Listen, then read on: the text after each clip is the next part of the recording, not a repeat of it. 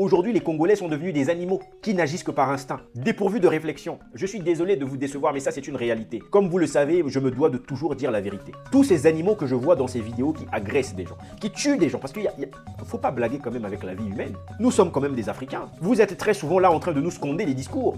Non, l'homme africain, l'homme noir est dans l'humanité. Dans quelle humanité? Parce que là, ce qu'on voit, c'est de l'animosité. Donc tout ce fantasme qui vise à vouloir dire que l'homme noir, de manière générale, est dans l'humanité, on ne voit pas ça dans la réalité. Bonjour et bienvenue sur Terre Noire. Normalement, en République du Congo, il n'y avait pas cette notion d'insécurité il y a quelque temps. Normalement, en République du Congo, on ne parlait pas de délinquance juvénile à un niveau aujourd'hui qui est devenu national. Normalement, en République du Congo, les gens pouvaient se balader dans la rue sans craindre quoi que ce soit. Mais ça, c'était dans le monde d'avant. Ça, c'était dans la vie antérieure. Aujourd'hui, ce n'est plus la même chose. Je vais vous expliquer pourquoi.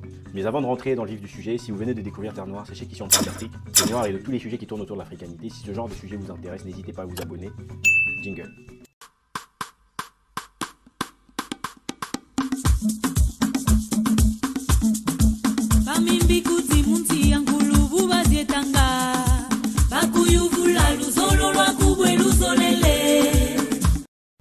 En République du Congo, la violence est maintenant banalisée.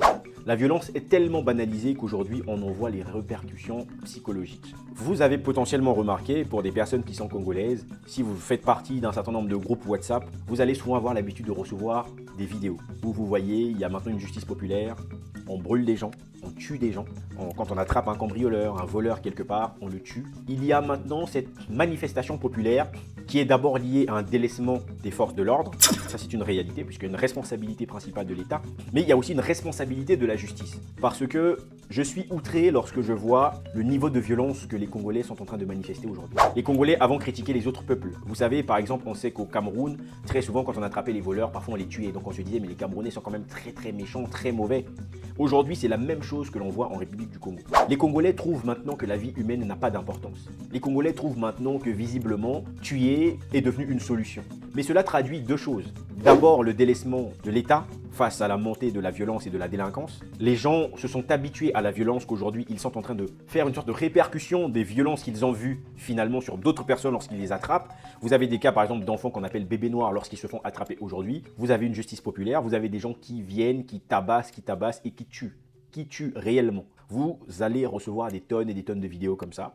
On brûle des gens vifs. Je ne sais pas si vous vous rendez compte du niveau de violence. Et en face, vous avez une justice qui ne dit rien. Une justice aujourd'hui qui ne sert strictement à rien face à ce sujet. Moi, je m'inquiète principalement parce que cette attitude démontre quelque chose de beaucoup plus profond. Dans un pays où finalement la vie humaine n'a plus de valeur. Parce qu'un humain, qu'il soit voleur ou pas, reste d'abord un humain. Et sa vie a une valeur. Dans un pays où l'animosité est en train de prendre de l'ampleur et que l'État ne fait rien, où est-ce que vous voulez que les gens puissent aller? Voulez-vous que tout le monde puisse marcher avec un petit couteau pour se dire on ne sait jamais? Trouvez-vous normal qu'aujourd'hui on envoie des vidéos à tout le monde quand les gens se font tuer? Et quant à toutes les personnes qui envoient des vidéos, je tiens à dire une chose qui est hyper importante.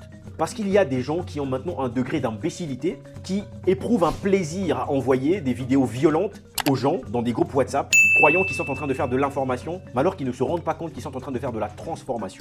Lorsque vous grandissez, nous avons tous été petits, nous avons tous vu à la télé lorsqu'on mettait des films et qu'on mettait par exemple des critères d'âge. Vous allez remarquer que sur les réseaux sociaux, il y a souvent certaines images qui ne sont pas répandues. Ne pensez pas que c'est lié au hasard. Ne pensez pas que les images violentes qui sont bloquées par les réseaux sociaux sont faites au hasard. Ces choses ont bien une réalité. Si ces choses sont bien bloquées par les réseaux sociaux, c'est parce que les gens savent que cela a un impact psychologique sur les humains. Toutes les personnes qui consomment ces vidéos de violence dans des groupes WhatsApp, demain ne seront plus les mêmes personnes qu'hier, à cause de la violence qu'ils sont en train de consommer. Si déjà on vous interdit un certain niveau de violence dans le cinéma, on est dans un contexte où ce n'est pas la réalité. Je vous laisse un peu imaginer dans un contexte où on est dans la réalité. Des vidéos comme ça, j'en ai des tonnes. Malheureusement, je ne peux pas le partager ici, vous le savez. Justement parce que ce n'est pas normal. Et en plus, si je partage, c'est que finalement, je continue à perpétuer ce problème où je vais montrer aux gens un certain niveau de violence qui n'est pas bien.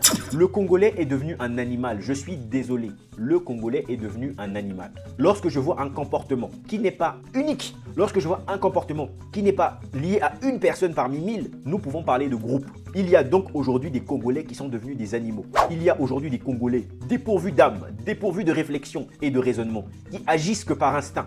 Ces gens-là sont en train de se détruire eux-mêmes, mais aussi en train de détruire la population, en train de détruire notre jeunesse. Si vous avez de plus en plus d'enfants, notamment les bébés noirs, qui sont en train de commettre des actes, c'est d'abord parce qu'il y a un délaissement de la sécurité. C'est d'abord parce que la police ne fait pas son travail, et ça c'est une réalité. Lorsque on s'engage à être policier, on s'engage à la sécurité du peuple. On ne s'engage pas à être celui qui va martyriser le peuple, mais à l'inverse, on s'engage à être celui qui va protéger le peuple. Malheureusement, en République du Congo, on a l'impression qu'aujourd'hui, la police, au lieu de s'engager pour la sécurité du peuple, s'engage à martyriser quelque part le peuple. Vous verrez dans n'importe quel quartier, lorsque des voitures de police passent, on appelle ça souvent des BJ, lorsque ça passe, les gens ont peur d'être agressés. Dans quel pays sommes-nous en train de vivre? Sommes-nous encore dans un Congo prospère? Sommes-nous encore dans un Congo où on parlait des gens qui raisonnaient? Il fut un temps où le Congolais était respecté. Il fut un temps où le Congolais était un homme de raisonnement. Il fut un temps où le Congolais ne pouvait pas faire des choses en démontrant une forme d'animosité. Le Congolais était d'abord un homme instruit, avec une capacité à raisonner, une capacité à analyser les choses avant d'agir. C'est très souvent là en train de nous sconder des discours.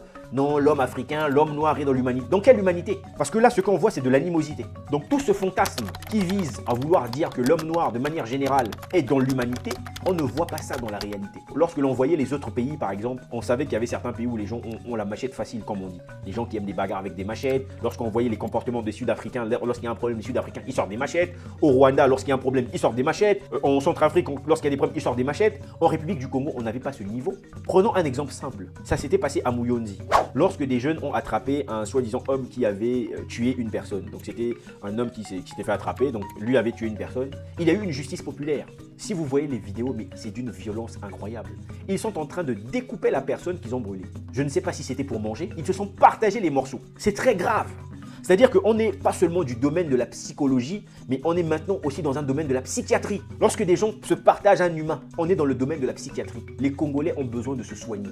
Nous avons un sérieux problème. Lorsque vous avez des gens qui voient un homme abattu, mais ils continuent à lui taper des briques sur la tête, on n'est plus seulement du domaine de la psychologie. Il y a un début de folie sérieux en République du Congo. Et la justice congolaise doit faire son travail. La moindre des choses, c'est ça. Vous ne pouvez pas laisser ce genre de choses continuer. Mais une chose est sûre, si les forces de l'ordre, si la justice ne fait pas son travail, ça arrivera tôt ou tard. Et tôt ou tard, ce qui va arriver, vous savez c'est quoi? Lorsqu'on va découper un enfant de quelqu'un de très riche, lorsqu'on va découper un enfant d'une autorité, parce que celui-là aura potentiellement voulu dominer des gens, parce que celui-là aura potentiellement voulu sortir une arme à feu, parce que ce sont des comportements qu'on voit très souvent en République du Congo. Là, on verra que la justice va comprendre l'ampleur du problème, puisque pour l'instant, ça touche les basses classes, ça touche des voleurs, mais lorsque cette violence va monter à un niveau où on va attraper le fils de quelqu'un qui a voulu grimacer des gens avec une arme à feu et qu'on va le découper en 5 morceaux, là, la justice va se rendre compte et la justice ira encore faire son travail, faire des vidéos de gauche à droite. En tout cas, les amis, je tiens à dire une chose.